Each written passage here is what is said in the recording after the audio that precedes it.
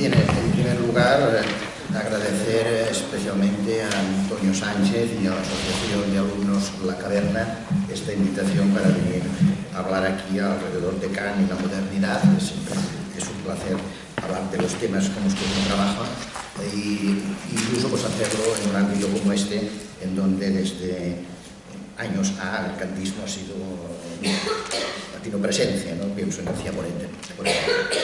Dicho esto, por tanto, este agradecimiento, paso ya pues, a lo que es mi ponencia, que va a ocuparse desde otro ángulo, aunque algunas conexiones podrán surgir con cosas que aquí se han dicho, pero el ángulo que voy a asumir es otro, ¿no? Dado que se inscribe esta ponencia o esta presentación que haré del tema alrededor del tema de modernidad, por tanto, que supongo que los organizadores pensaban en algo así como en qué medida Kant, en este caso, su filosofía es prototipo de modernidad o cuál es, por tanto, su situación después del fin de la modernidad. Por tanto, cogiendo este horizonte como fondo, es donde voy a plantear mi ponencia. Y para plantearla en este horizonte, modernidad, posmodernidad, Kant, por decirlo así, comienzo por tres observaciones previas para fijar justamente cómo voy a moverme o a pronunciarme sobre esta relación. La primera observación es que debo confesar mi incomodidad de entrada con el término modernidad. Todos sabemos que toda periodización filosófica tiene implícitos y por tanto tiene ambigüedades internas. Pero entre las periodizaciones de las épocas, si hay una que seguramente tiene todavía más ambigüedades que otra, es la de modernidad. Por claro, estamos jugando a la vez, como mínimo estamos jugando a la vez con dos sentidos, ¿no? El etimológico, que nunca se ha perdido del todo, en donde novus, modernus, equivale a lo más reciente, lo último, lo que está a la moda. Quien está a la moda es moderno, no lo está, no es moderno. Y entonces, en este sentido, toda generación puede decirse que es moderna frente a la anterior. Escoto Eriúgena, por el siglo X, ya decía que él era moderno. Por tanto, claro, si modernidad tiene que ver con lo más reciente, ¿qué es modernidad? Porque siempre se ha dicho que somos modernos. Es decir, en el fondo, nosotros los modernos casi es una reiteración. Pero claro, por otro lado se juega en esta palabra con un sentido epocal fuerte, como si hubiera algo así como una especie de esencia que caracteriza este periodo que llamamos moderno. Lo cual lo complica mucho la situación, porque entonces podríamos pasar a discutir, no será mi tema, si esta caracterización esencial de la modernidad como época es consistente o no lo es, o qué supuestos filosóficos tiene esta misma concepción de la modernidad como época. Voy a partir aquí de una especie de supuesto. Voy a entender, no estoy de acuerdo con ello, pero voy a entender que la modernidad como época en sentido esencial sería más o menos lo que se fragua entre el primer autor, que sí que empieza a hablar de modernidad como época, que es Hegel. Hasta Hegel nadie ha utilizado el término modernidad como época, se utilizaba como lo más reciente. Cuando Leibniz dice los filósofos moderni, se refiere a los recientes, frente a los anteriores. Hegel es el primero.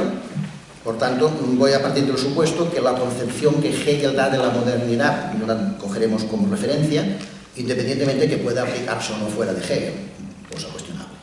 Y esta concepción es muy complicada, porque al menos por dos sedimentaciones sucesivas ha llegado a nosotros reelaborada a su vez.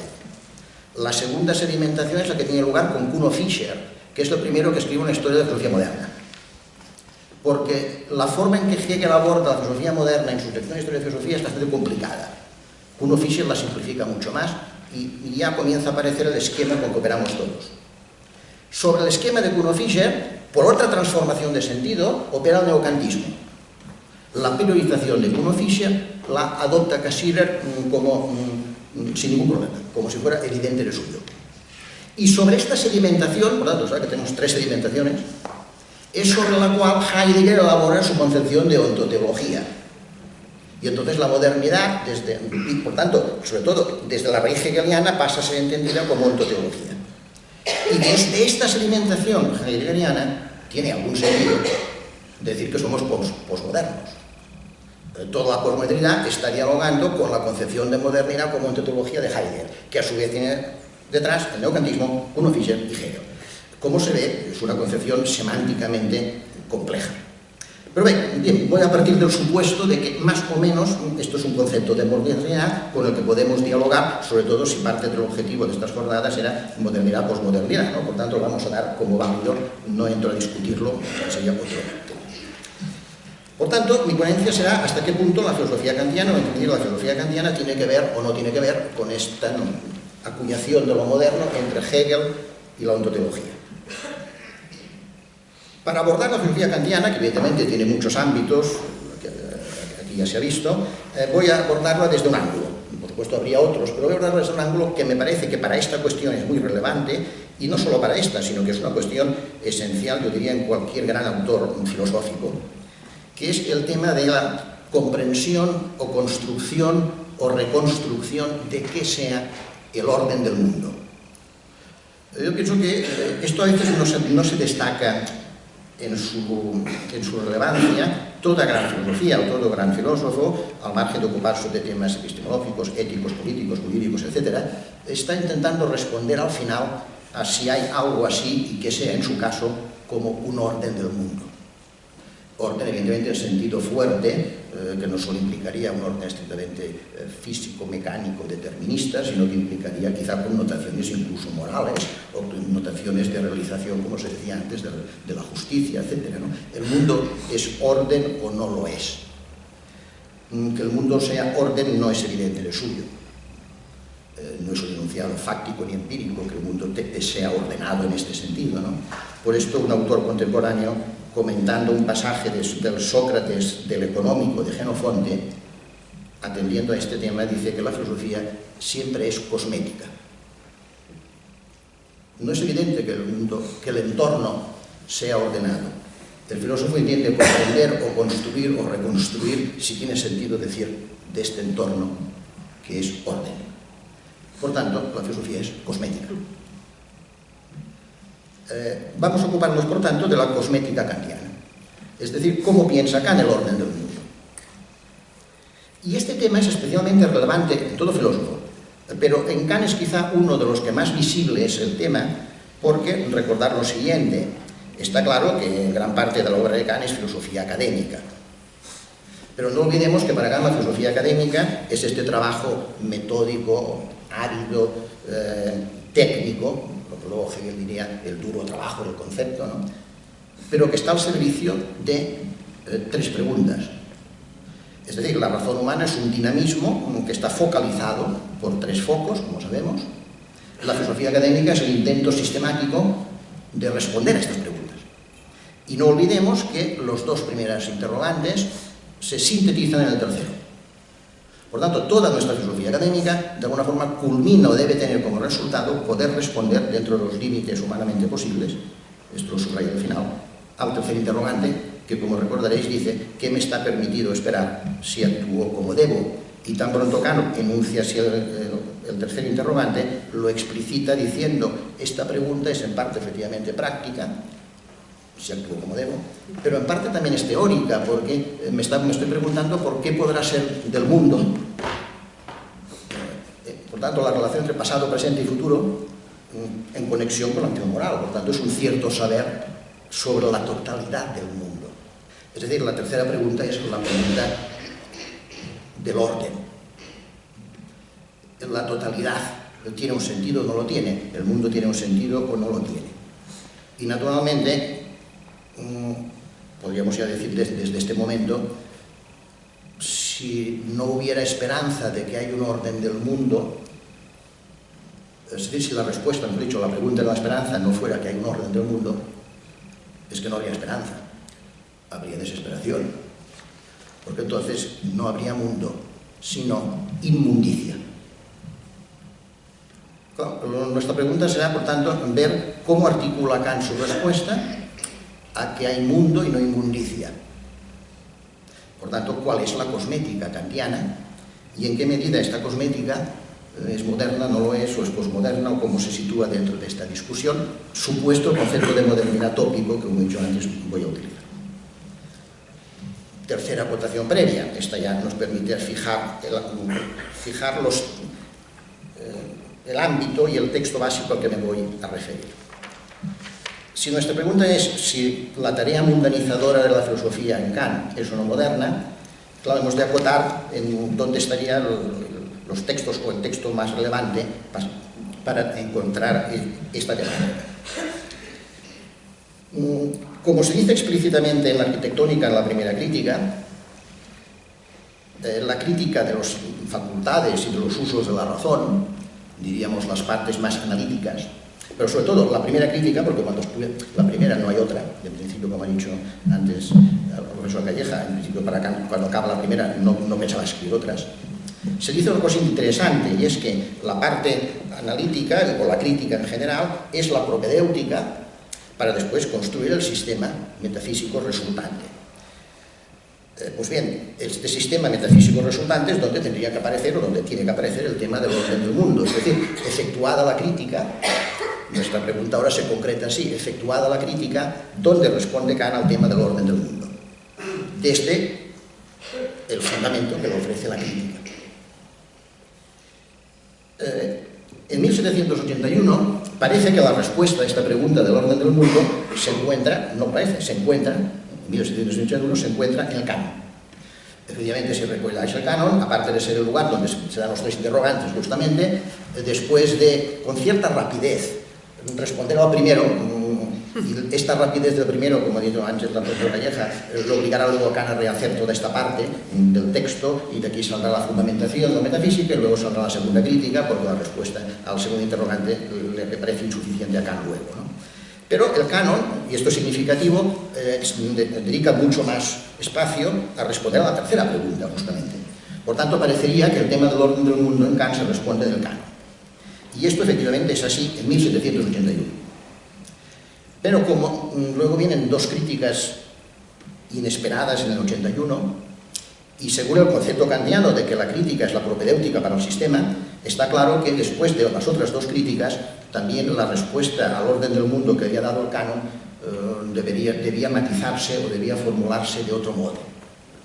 En este sentido, cabe recordar la importancia para este tema de la tercera crítica, porque justamente, si recordamos la introducción de la tercera crítica, su objetivo es muy claro: establecer un tránsito entre las dos partes del sistema que están separadas por un abismo: naturaleza, libertad, mundo sensible, mundo inteligible, moral.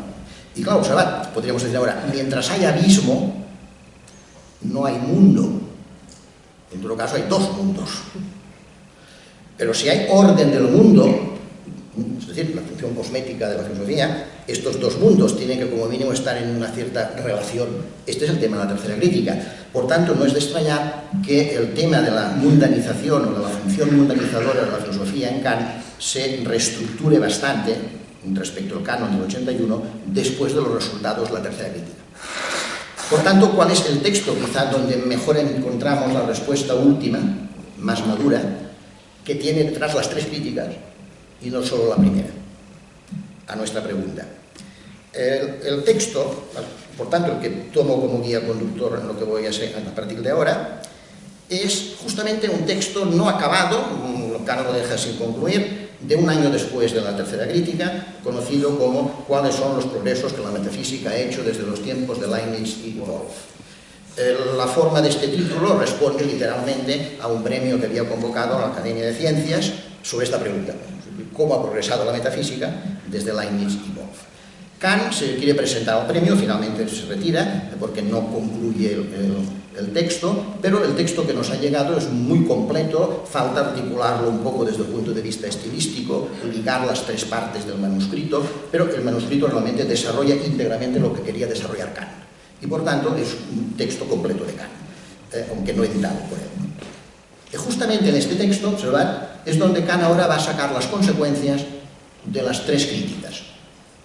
Por tanto, vendría a ser la arquitectónica del sistema maduro de Kant, maduro que me refiero ahora, después de las tres críticas, la que vendría a sustituir a la arquitectónica avanzada en 1781.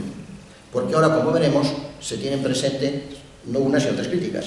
Y al tener presentes las tres, como veremos, ahora el tema del orden del mundo pasará como a focalizarlo todo, que de hecho ya pasaba antes en el tercer interrogante, ¿no? Pero ahora quizá la cosa se haga como más evidente y la respuesta veremos cuál es a esta pregunta. Entremos pues en los progresos de la metafísica.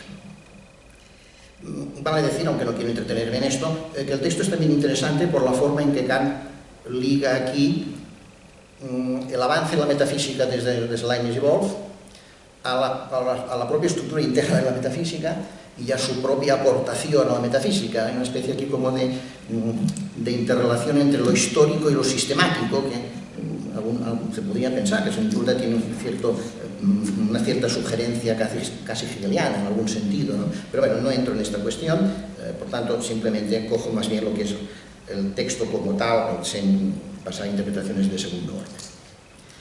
Primera observación importante en el texto: ¿cómo define Kant ahora la metafísica? Y la propia definición subraya este elemento mundano, este elemento de pensar la totalidad del mundo, ¿no? Dice, cito literalmente, ¿no?, este fin final, que está vinculada a toda metafísica, es fácil de descubrir y en este sentido puede servir de fundamento para definirla. Entre comillas la definición. Es la ciencia para avanzar mediante la razón del conocimiento de lo sensible al de lo suprasensible. Es decir, la metafísica tiene como función realizar este paso. Otros términos para sensible o suprasensible son justamente los términos de la introducción a la tercera crítica: naturaleza, libertad, o naturaleza, bien supremo, poner los equivalentes que queramos. La metafísica justamente debe hacer este paso. Por tanto, en este paso es donde se juega en el fondo si hay mundo y que sea el orden del mundo. Dada esta definición de metafísica, ahora Kant divide esta disciplina en tres partes. Y el resto del manuscrito está dedicado a seguir desarrollando cada una de estas tres partes. La división de la metafísica en tres partes implica, aquí también juega un poco Kant, que cada parte realiza un paso, un Fortschritt, en este objetivo de la metafísica, que es llegar a entender como el sentido total, ¿no?, de la realidad. Y por tanto, la propia metafísica, ella misma, tiene como una especie de progreso interno, ¿no? Así se entiende el texto quizá más claro, en donde se define así o se divide así la metafísica. Se sigue de aquí la división de los estadios de la razón pura en, primero, doctrina de la ciencia, Wissenschaftslehre, como un progreso seguro; doctrina de la duda, Zweifelslehre, como una suspensión de juicio; y doctrina de la sabiduría, Weisheitslehre, como un tránsito al fin final de la metafísica. De modo que la primera parte contendrá una doctrina teórico-dogmática, la segunda una disciplina escéptica, la tercera una doctrina práctico-dogmática. Es curioso, aquí aparece el término Wissenschaftslehre, no tiene nada que ver con el sentido que le dará luego Fichte, pero es el mismo término ya, ¿no? Ahora me referiré a él. En esta definición, en esta división de la metafísica en tres partes, para pasar de lo sensible a lo inteligible, paso que, como dice la propia división, se hace en el tercer nivel, preparado por el primero y el segundo, eso sí. En esta concepción, Kant subraya que ahora por metafísica entiende única y exclusivamente las consecuencias teóricas de las críticas. Por tanto, excluimos aquí la doctrina moral sensu stricto.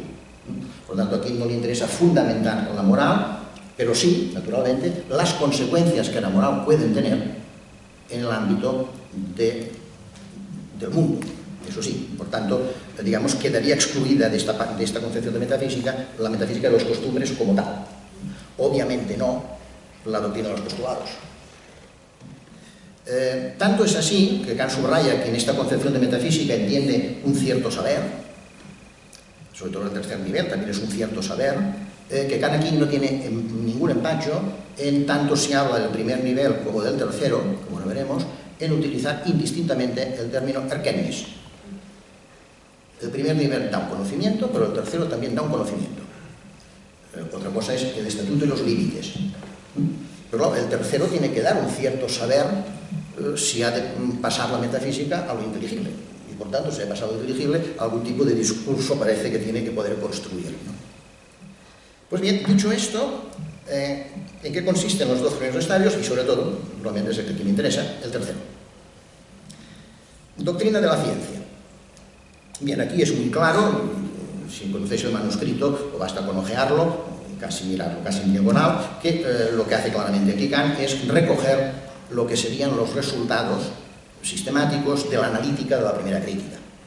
Es decir, ¿qué entendemos por ciencia? Pues entendemos todo aquello que puede ser sintetizado en la espacio-temporalidad sensible y, por tanto, el resultado de la doctrina de la ciencia es el conocimiento de lo sensible en tanto que sensible.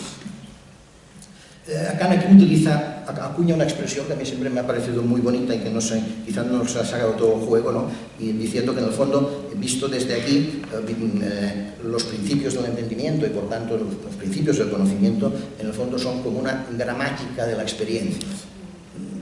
Efectivamente, es como elaborar las reglas para que nuestros términos sean significativos en el campo del conocimiento positivo. Evidentemente, la conclusión que se saca es que esta doctrina de la ciencia no puede dar respuesta a todo lo que tiene que ver con lo supersensible, con lo inteligible, es decir, en el fondo, con el tercer interrogante de 1781, porque su conocimiento, el conocimiento que aporta queda restringido a la primera pregunta del 81, es decir, al ámbito simplemente de lo fenoménico. Aprovecho aquí para hacer una observación que a veces quizá no hacemos, pero que se desprende de las razones kantianas, ¿no? Observar que estrictamente desde la analítica, es decir, desde la doctrina de la ciencia, es decir, desde el ámbito del conocimiento fenoménico, ni podría decirse que se conoce el mundo sensible. ¿De dónde saco mundo aquí como totalidad? Es decir, la propia acuñación de mundo sensible la hace la razón, de hecho. Desde la pura analítica, lo único que podría decirse es que vamos conociendo síntesis fenoménicas ad infinitum, pero esto sería mundo. También sería discutible la aplicación aquí de la palabra mundo sensible, cuando hemos dicho ¿qué implica aquí aplicar la misma palabra mundo sensible? Pero en fin, cierro esta nota. Por tanto, la doctrina de la ciencia queda limitada al conocimiento de lo fenoménico. Segunda parte de la metafísica. Doctrina de la duda. ¿En qué consiste esta parte? Y para Kant es importante esta parte. Es curioso porque aquí encontremos un poco esto que decía antes de un cierto esquema hegeliano. Aparentemente el resultado de esta parte es negativo, pero es una negatividad que permite luego hacer un paso positivo. ¿Por qué? ¿En qué consiste la doctrina de la duda y por qué la llama así Kant doctrina de la duda? Y como hemos leído antes, su resultado es escéptico. Consiste en el intento que la metafísica ha hecho, y ahora está pensando en Leibniz Wolfram, de conocer lo suprasensible, lo inteligible, mediante las categorías del entendimiento. Evidentemente, esto es imposible. Pero aquí Kant deja quizá más claro todavía que en la primera crítica que esta consecuencia negativa debe expresarse en su contexto y en sus límites. Es decir, no es que estemos diciendo que no es posible conocer lo supersensible en abstracto, sino que no es posible conocerlo con las categorías del entendimiento. Es decir, en pocas palabras, que si yo pretendo referirme al tercer interrogante, al tema del mundo, al tema del sentido, diríamos en términos del siglo XX, el sentido de la existencia, ¿no? Preguntas de este tipo, y pretendo referirme a ellas desde las categorías del entendimiento, no hay forma de responder a estos interrogantes. No que no tengan respuesta, quizá, pero no la tienen, desde luego, desde las categorías del entendimiento. Por tanto, visto desde aquí, esta segunda parte de la disciplina, aunque parezca negativa, no es tan negativa, porque nos indica que si hay alguna respuesta a estos interrogantes, no puede venir nada por la gramática de la analítica. Tendríamos que construir, o habrá que hacer otra gramática, en todo caso, u otro tipo de lenguaje, porque las categorías del entendimiento son insuficientes para dar este paso. ¿Qué es lo que la metafísica ha de dar? Y que, como ahora veremos, según Kant, después la tercera crítica podemos dar. El paso lo efectúa la doctrina de la sabiduría, tercera parte, por tanto, de la metafísica, y en donde, como lo leíamos antes, se hace propiamente el paso a lo suprasensible, por tanto, a la totalidad del mundo, a la respuesta a lo que antes era el tercer interrogante. ¿En qué consiste la doctrina de la sabiduría o cómo la formula Kant? Es la parte del manuscrito quizá más interesante, más novedosa, porque, digamos, da la traducción sistemática a los resultados de la tercera crítica. Yendo al núcleo, para luego responder a nuestro tema, yendo al núcleo de esta parte, digamos que la doctrina de la sabiduría tiene un fundamento práctico, pero como consecuencia o sobre este fundamento práctico se puede construir un cierto discurso mediante unos instrumentos de discurso que obviamente no pueden ser ya las categorías de la primera crítica. En torno a estos dos elementos, fundamento práctico y ciertos procedimientos peculiares, es donde podría construirse, lo dice Kant, que se puede construir, él parcialmente ya ha hecho ensayos, como lo veremos, una doctrina de la sabiduría. ¿Cuál es la base práctica? La base práctica, de alguna forma, por tanto, la doctrina de la sabiduría toma este resultado de la segunda crítica y la incorpora al margen de la propia doctrina moral. Es decir, esto ya no sería doctrina moral, lo que ahora diremos, sino consecuencias discursivas a que puede dar lugar la doctrina moral.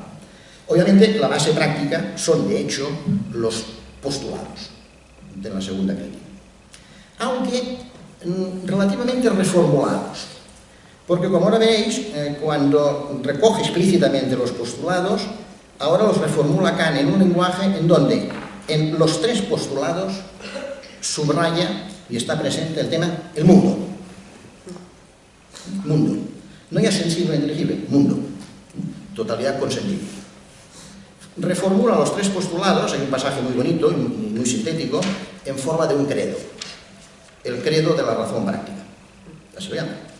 Y lo formula así: creo en un único Dios, en tanto que fuente de todo bien en el mundo, como su fin final.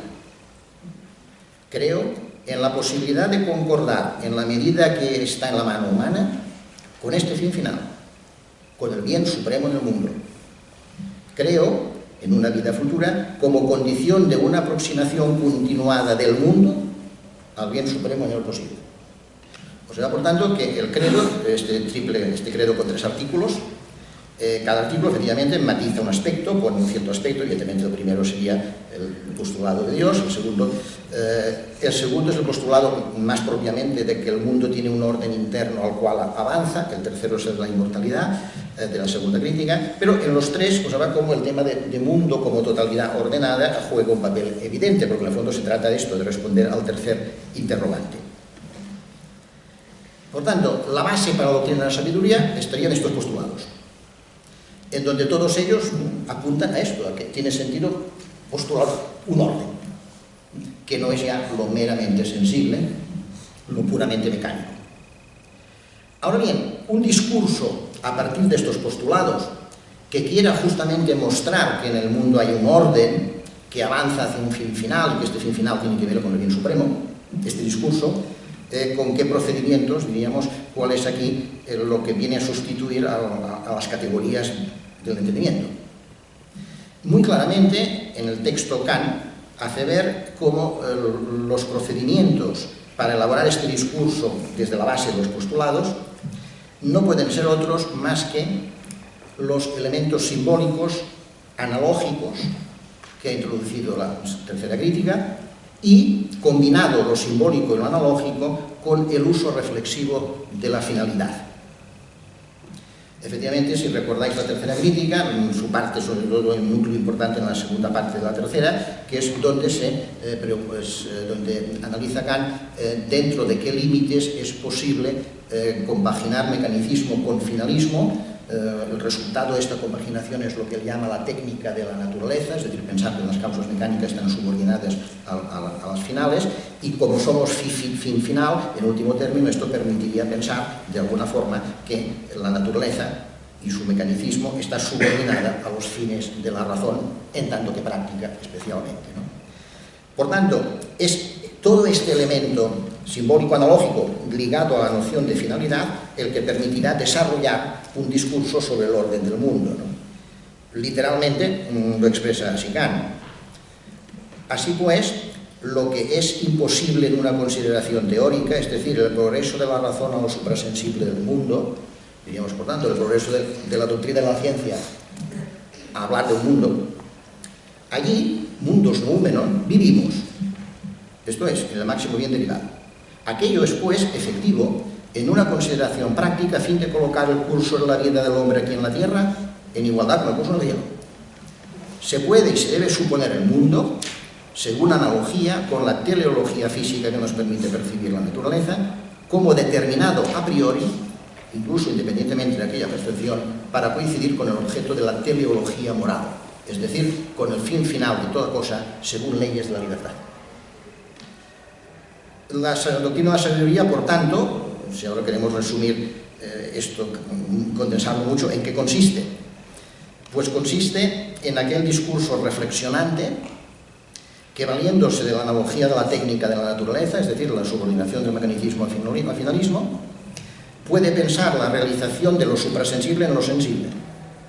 Diríamos, de reconstruir el sentido del mundo más allá de la disolución del mundo en la naturaleza meramente fenoménica. Por tanto, la clave para hacer un discurso de lo suprasensible, a diferencia de la metafísica dogmática, es que el único discurso de lo suprasensible hay que hacerlo también en relación a lo sensible. No puede hacerse un discurso, por decirlo así, de lo suprasensible en sí y para sí y por sí. Estos serían los límites, en el fondo, de la finitud que decíamos antes, ¿no? Ahora bien, si tenemos presente la base que nos da la moral, desde ella sí que somos capaces, mediante las analogías de la tercera crítica, establecer una cierta ordenación discursiva que hace que lo que nos rodea parezca como un mundo. Es decir, como dotado de sentido en función de un fin final. Esto es la doctrina de la sabiduría, elaborar este discurso. ¿Qué es lo que comprende la doctrina de la sabiduría kantiana? Que en este texto hace menciones a ellas, pero un poco relacionándola con los opúsculos y con otros textos que Kant, entre ellos la tercera crítica, está claro, en que Kant había ido ya introduciendo parcialmente estos temas. A modo de inventario, simplemente, como la doctrina de la sabiduría estaría compuesta o giraría alrededor destaco tres ámbitos, sobre todo. Uno, implica entender, por lo que estamos diciendo, esto implica entender la disposición de la naturaleza en general y en las facultades con que la naturaleza nos ha dotado, especialmente la razón, entender la naturaleza en general y en nuestras facultades como un instrumento al servicio del fin final práctico. Por tanto, significa, efectivamente, entender la naturaleza de otra forma de cómo la entiende la ciencia, en función de lo práctico, encaminada a lo práctico, como el instrumento para realizar lo práctico. Esto implica también, esta doctrina de la sabiduría, elaborar una cierta comprensión de lo que podríamos llamar una historia de la civilización, como desarrollo progresivo de la cultura de la disciplina y la cultura de las habilidades, es decir, ciencias, técnicas y arte. Por tanto, aquí trabajamos sobre nosotros y sobre la naturaleza en esta línea teleológica. Y tercer nivel, que sería de alguna forma el culminante, entender a su vez que toda la historia sociopolítica, que se encarna en conexión con las ciencias y las técnicas, evidentemente, y con el arte, toda la historia sociopolítica de la humanidad es un progresivo desarrollo de los instrumentos jurídicos del Estado, encaminado este desarrollo, ¿no?, a alcanzar una constitución republicana, una federación internacional de estados, al menos con un congreso permanente, y, no olvidemos, un derecho cosmopolita, que no es lo mismo que el derecho de gentes. Y al límite, el resultado de estas tres ideas sería normalmente la paz perpetua. Bien, está claro que si yo ahora miro mi entorno, la naturaleza mediatizada por mi acción y mi acción que parece exigir estas metas, por tanto, si miro ahora desde este plano lo que me rodea, lo que hace la doctrina de la sabiduría kantiana es efectivamente introducir una perspectiva mundanizadora, en donde se integra lo sensible como un nivel que a través de la acción moral de la teleología genera o se aproxima a lo inteligible y por tanto este discurso efectivamente ordena, establece un cierto orden. Aclarémoslo un poco, pongamos esto ahora empecemos a trabajar desde aquí, ¿no?, que introduce una visión mundanizadora, lo podríamos expresar o concretar en un texto que rápidamente veis al cual me estoy refiriendo, de este modo, ¿no? A la visión inmunda de un cielo estrellado ajeno a nosotros porque nos disuelve en la infinitud de la materia. Esto en principio es inmundo para Kant. A esto se puede ahora sobreponer, digamos razonablemente, un orden teleológico global que subsume aquella naturaleza que en parte nos destruye en los fines de la libertad. Y al subsumirla en los fines de la libertad deja de ser inmunda.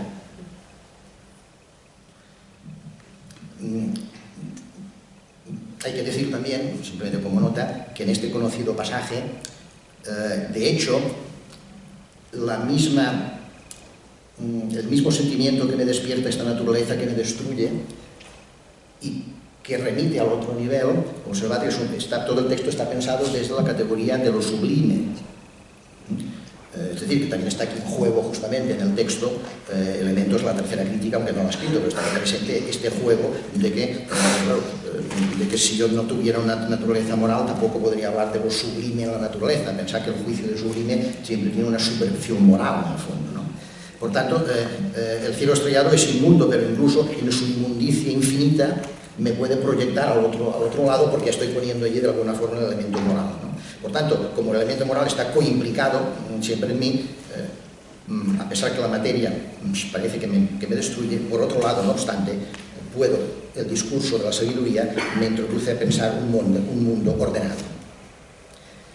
Por tanto, si el mundo es más que esta materia que me destruye, porque a través de la acción moral y a través del discurso teleológico puedo reconstruirlo como un todo, en cierto modo lo que permite la doctrina de la sabiduría kantiana es volver a decir cómo en el primer texto en que un filósofo dijo que había mundo, hasta entonces la palabra no se había utilizado en este sentido fuerte, podríamos volver a decir, por tanto, desde la doctrina de la sabiduría kantiana, como en ese primer texto, que hay un cosmos kalos kaya agazos. Bello, juicio estético.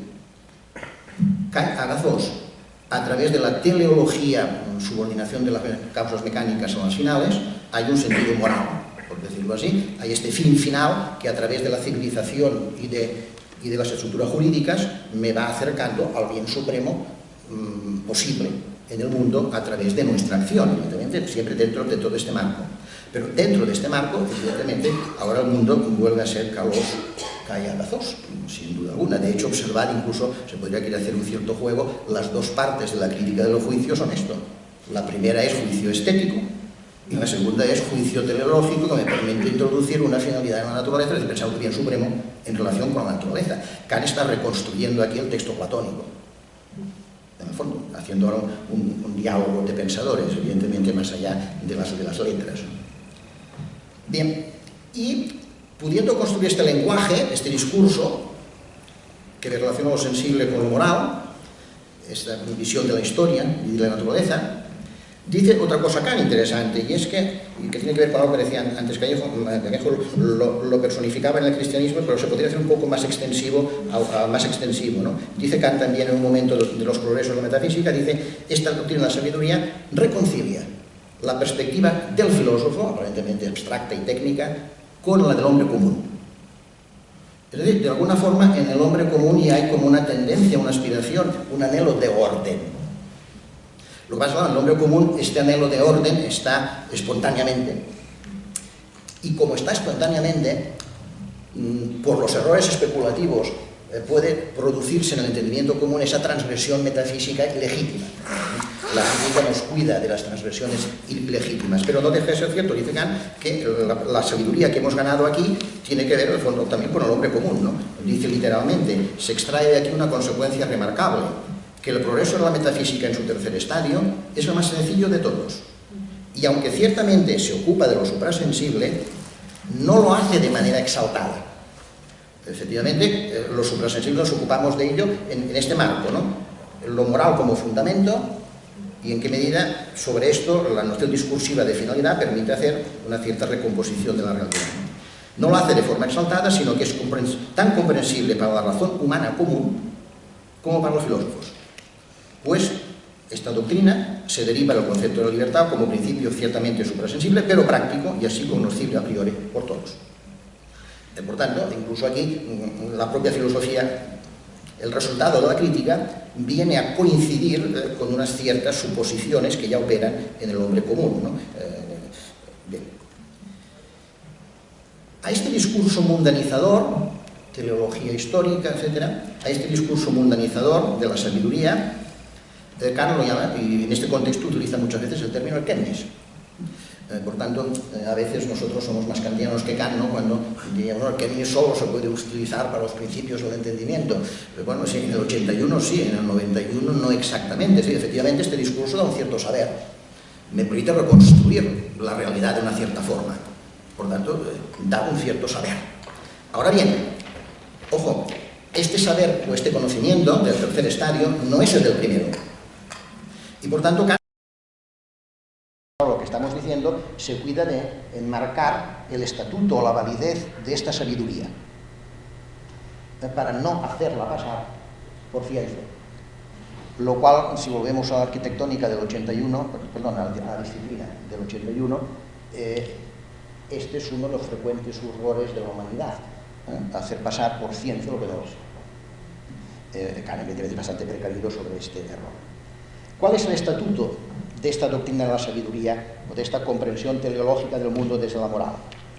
No es, evidentemente, no es un discurso objetivo fenoménico, que esta sería la doctrina de la ciencia, pues aquí no se nos muestra la cosa. Evidentemente, con este discurso ni estamos mostrando lo que sea la divinidad, ni el bien supremo, ni conocemos el mundo en su detalle, que sería lo único que nos autorizaría a darle un valor de verdad absoluto a este discurso. No, es una reconstrucción a partir de las exigencias morales. Por tanto, dado esto, no se puede decir que esto sea conocimiento objetivo, conocimiento fenoménico. ¿Cuál es su estatuto? Ahora dicho en positivo. En este texto, cogiendo aspectos que había introducido la tercera crítica, subraya Kant que esta doctrina de la sabiduría tiene, eso sí, tiene un estatuto necesario. Es decir, no es un discurso tampoco arbitrario ni aleatorio. ¿Por qué necesario? Porque tiene un fundamento práctico. Pero subjetivamente necesario. Es decir, recordemos cuál es el estatuto del juicio reflexionante. La síntesis, mecanicismo, finalidad, justamente porque no conocemos el detalle, porque nuestro entendimiento no es el entendimiento arquetípico, lo que hace es una reconstrucción, pero no porque conozca el detalle de los nexos causales. Por tanto, es necesario por su fundamento práctico, pero subjetivo por las categorías reflexionantes que intervienen en él.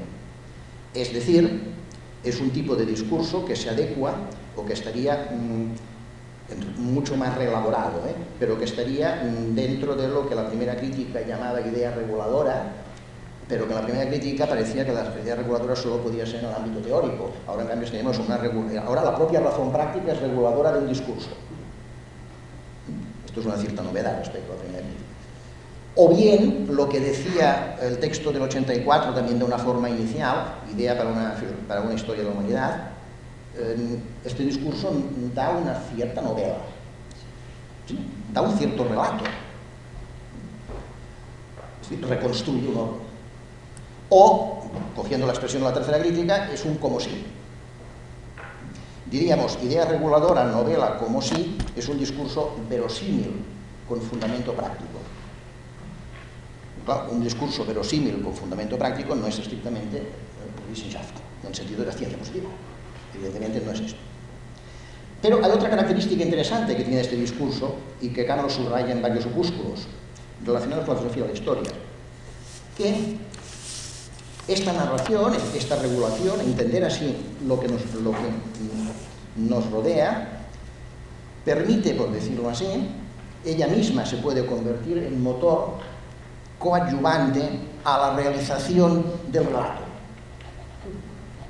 Es decir, si realmente yo me veo situado en un mundo que tiene sentido, yo mismo colaboro a realizar este sentido. Por tanto, en este sentido, la propia doctrina de la sabiduría tiene como una función mitopoética. Construimos un mitos, pero que él mismo puede colaborar a realizarse. Esto es lo que Kant entiende por Weisheit. Claro, esto no es ciencia, es sabiduría.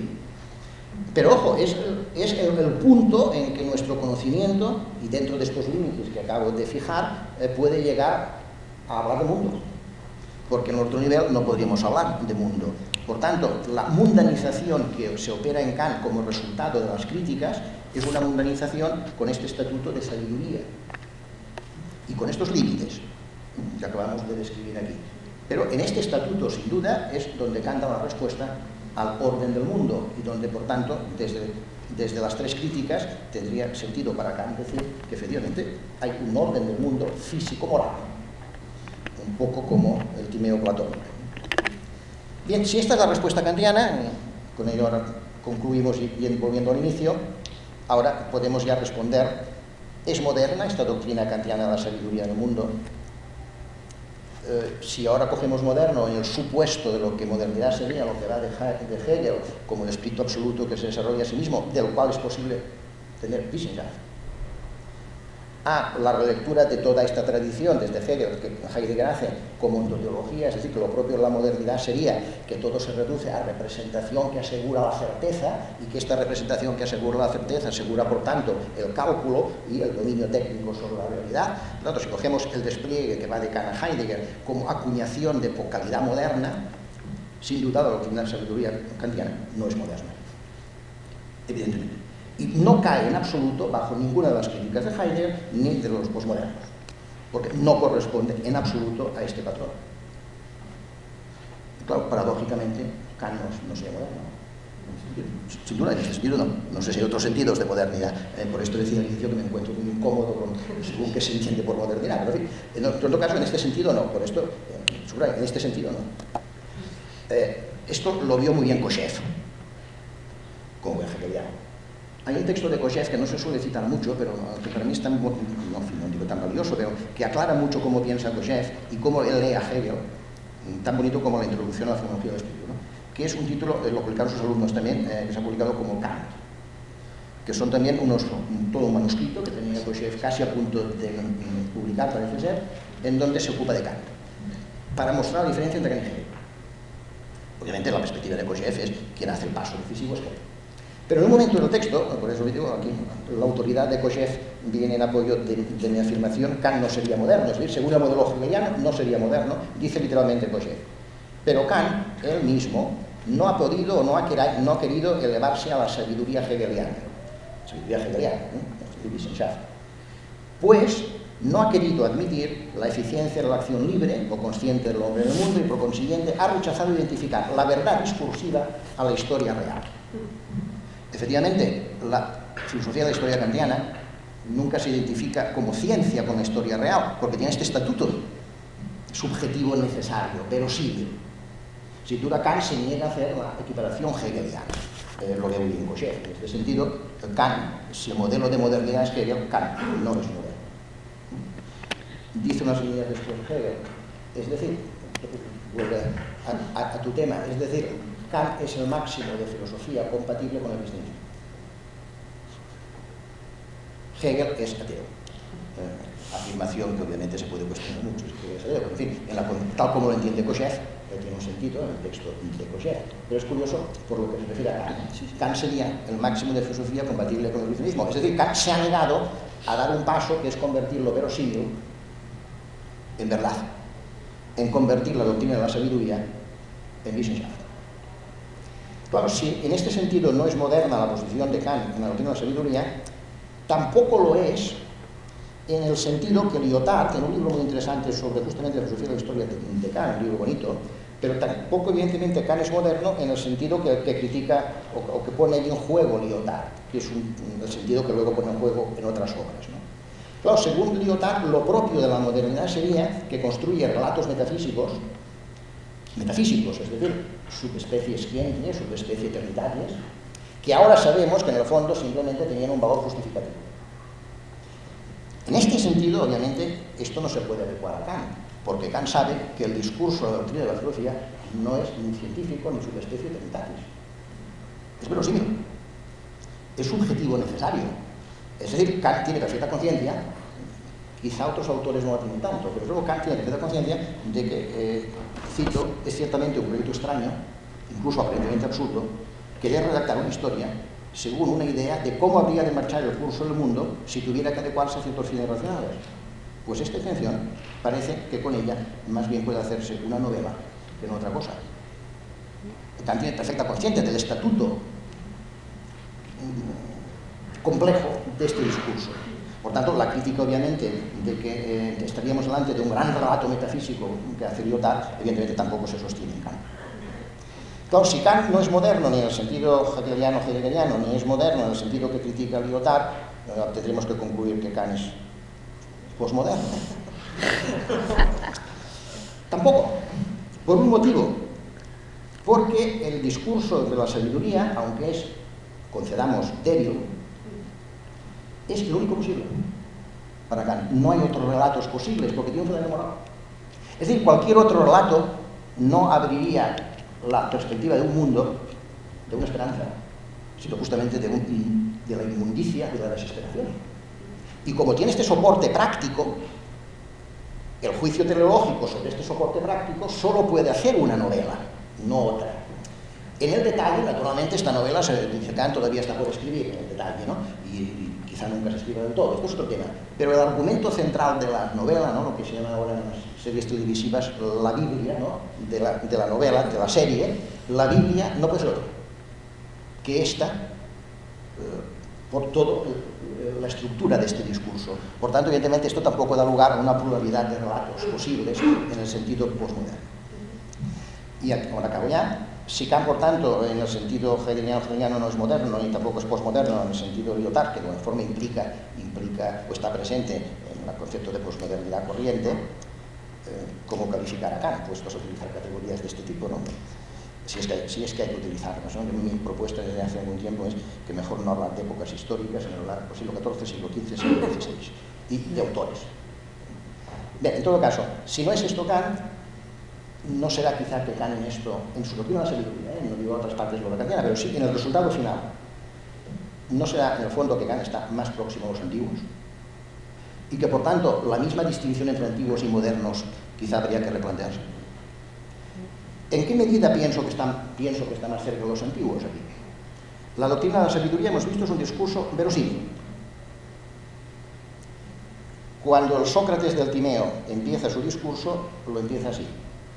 En efecto, Sócrates, bueno, el interlocutor le dice, en efecto, Sócrates, si resulta en muchos temas referentes a los dioses y al origen de todo, si resulta que en muchos temas referentes a los dioses y al origen de todo, somos incapaces de presentar razonamientos coherentes y precisos en todos los puntos, no tendrás que sorprenderte.